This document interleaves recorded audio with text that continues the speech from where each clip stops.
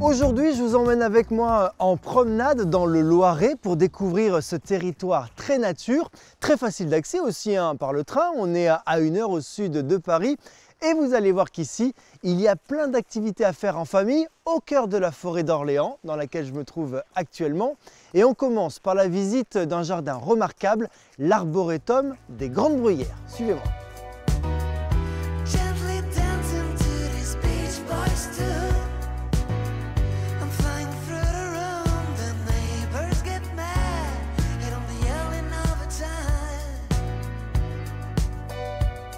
Bonjour Marie. Bonjour Gérald. Merci de m'accueillir dans ce lieu magnifique. Eh mais avec grand plaisir. Un jardin remarquable en plein cœur du Loiret. Et oui, en plein milieu de la forêt d'Orléans. Exactement. Et donc tu vois arriver ma première question.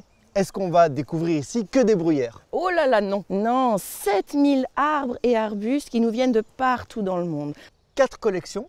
Et oui, 4 collections qui sont vraiment reconnues au niveau national. Les magnolias. Forever, bien sûr. Voilà, évidemment. Les chênes, Ouais. les cornouillers, tu vas en voir en fleurs en ce moment magnifiques. Et tous les conifères botaniques. Et en plus, ça fleurit extrêmement bien parce que tout le jardin, tout l'arboretum est entretenu évidemment sans pesticides. Exact, oui, c'est vrai. Et depuis le tout début, donc depuis 50 ans. Mais quand tu me dis 50 ans, ça veut dire que les propriétaires déjà à l'époque, alors que ce n'était pas du tout la mode, avaient cette notion de respect de l'environnement. Et oui, et ça n'a pas été facile parce que le sol ici, il n'est pas du tout fait pour faire pousser des arbres, il est pauvre, donc vraiment une bonne galère au départ. Ouais. Et puis aujourd'hui, voilà, on a vraiment la récompense de ces 50 ans de vrai travail de fond, quoi.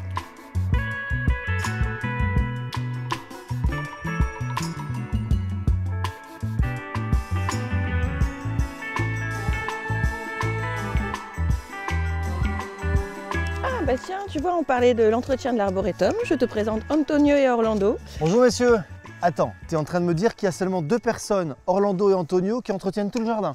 Alors là, quand même un saisonnier. Et ils connaissent tous les arbres sur le bout des doigts, même ceux qui sont éteints dans leur milieu d'origine, et bien ceux-là, ils les bichonnent encore plus que les autres. Oui, parce que c'est ça qui est intéressant. Cet arboretum n'est pas qu'un jardin, c'est également un conservatoire. Exactement, un conservatoire des espèces botaniques menacées. Et on a même des espèces qui sont éteintes dans leur milieu d'origine.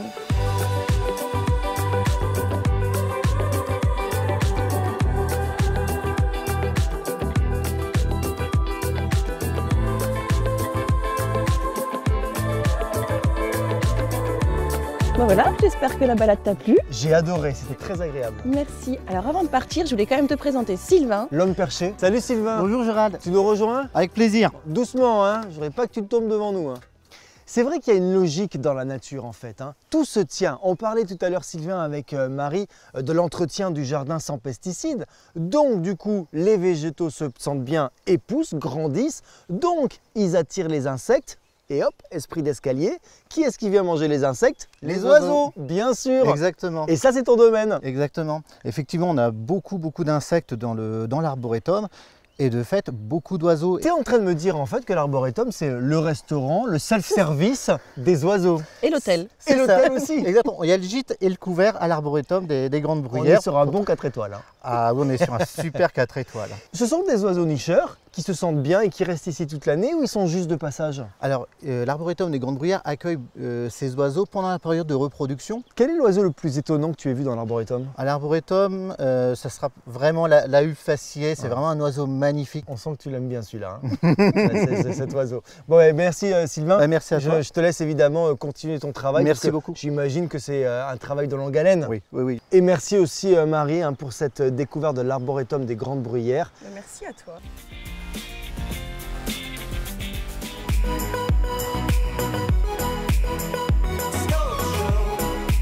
La journée de promenade continue ici dans le Loiret et je vous propose maintenant de nous rapprocher du canal d'Orléans et on va le faire ensemble. Angélique, bonjour. Bonjour Gérald. Alors, qu'est-ce que tu m'as prévu?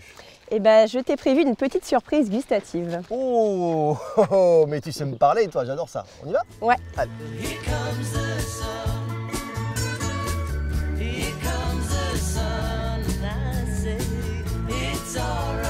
Voilà Gérald, je te présente Jacques de l'association Loire-et-Canal, c'est le président de l'association. Bonjour Monsieur le Président. Bonjour. Parlez-moi un petit peu de votre association Loire-et-Canal. Vous faites quoi exactement? Nous avons comme but principal de donner le goût de la navigation sur ce beau canal. Alors justement, on va en parler de ce canal, parce que canal historique bien sûr, que l'on doit à un homme, un duc.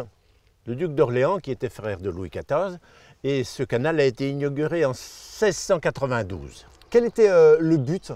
Le but était d'emmener essentiellement le bois de la forêt d'Orléans à Paris. De manière facile et légère.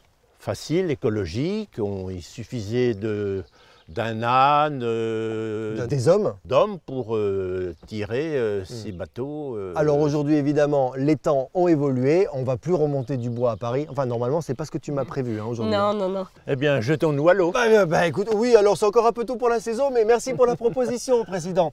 À bientôt. À bientôt. Merci, et vous aussi.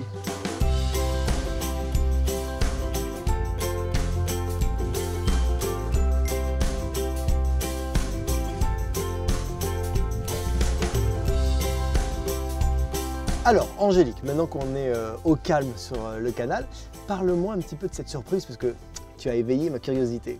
Alors, on va commencer par apprendre à reconnaître le chant des oiseaux. Ouf, ça c'est compliqué. Parce que moi franchement, le chant d'une mésange et le chant d'un martin pêcheur, pour moi c'est la même chose. Alors, il y a des moyens mémotechniques. La mésange, elle va faire titu, titu, titu, tititu, tititu. Et on l'entend dans notre jardin beaucoup, c'est très aigu, très métallique. Ouais, c'est vrai. Et Et puis c'est c'est vrai que c'est un chant de répétitif. printemps, t'as raison. Voilà. Mm. Le martin pêcheur, il va pas vraiment chanter. Il va crier et il va pas du tout être dans ton jardin, il va être sur un plan d'eau comme nous, on est là ici. Je me suis toujours demandé si les oiseaux se comprenaient entre eux. Et est-ce que par exemple une mésange se fait comprendre d'un martin pêcheur? Alors, entre oiseaux d'une même espèce, il n'y a pas de souci. Il y a deux fonctions au chant, c'est la séduction ou défendre un territoire. Ok. Par contre, au niveau des différentes espèces, un martin pêcheur, un rouge-gorge, une mésange, ça va être un cri d'alerte général qui va alerter tout le monde s'il y a un prédateur. Donc ils s'aident entre eux en fait. Ouais, tout à fait.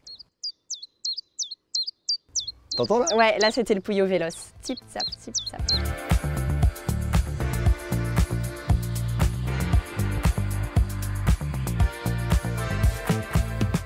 Bon bah maintenant Gérald, on va changer d'activité, Ouais. on va aller découvrir les plantes sauvages comestibles. Chouette. Alors là, tu as une plante toxique. D'accord. Donc c'est une euphorbes, tu vois, quand on l'arrache, elle va sortir un latex blanc pour se protéger des prédateurs. Elle est toxique pour nous et pour les animaux, donc on peut pas du tout la manger, On la sinon mange tu pas. vas pas te sentir bien. D'accord. Par contre, là tu as une autre plante, hop, Ouais. la tanésie. Alors je te laisse sentir, là il y a une odeur particulière, très camphrée, très aromatique. Ah oui, ça sent bon ça. Ça sent très bon. Ah oui. Et souvent l'odeur est caractéristique des plantes sauvages comestibles. En gros, ça sent mauvais. Plante non comestible, ça sent bon. Mangez-moi, mangez-moi, Dans la plupart mangez-moi. des cas, oui. C'est un peu ça quoi. Donc celle-là, elle a plusieurs fonctionnalités. Déjà, tu peux la cuisiner cuite. Donc tu D'accord. peux faire des crèmes dessert, elle se marie très bien avec du chocolat. Elle est efficace aussi dans les poulaillers, contre tout ce qui est puce aussi, dans les niches des chiens, tu peux laisser ça dans les placards contre les mites. Et quand tu vas te balader, faire ta petite randonnée le week-end, tu peux te frotter les jambes Contre avec les la tiques. tanésie. Ça évite d'avoir aussi des tiques sur toi. Alors en revanche, moi tu sais, je suis un garçon, donc je suis binaire, basique. Je reconnais très bien la salade et surtout les cookies. Ouais, alors les cookies, ce sont des cookies au chocolat et à l'ortie. L'ortie, t'es sûr? Oui, en fait, l'urticant de l'ortie, quand ça cuit, ça s'en va avec la cuisson. Oui, bah Donc il vas-y. n'y a pas de Teste en problème. premier. Ah oui, ça va.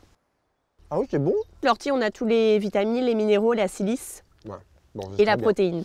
Merci Angélique pour cette découverte de la nature musicale et comestible. Bah avec plaisir. Cette vidéo t'a plu? Merci beaucoup. Alors n'oublie pas que si tu veux trouver d'autres idées d'activités partout en France, clique ici. Et puis je te propose également de t'abonner à la chaîne YouTube en cliquant là. Et puis surtout n'oublie pas, on reste connecté en allant liker la page Facebook de Bouger Vert. Ciao!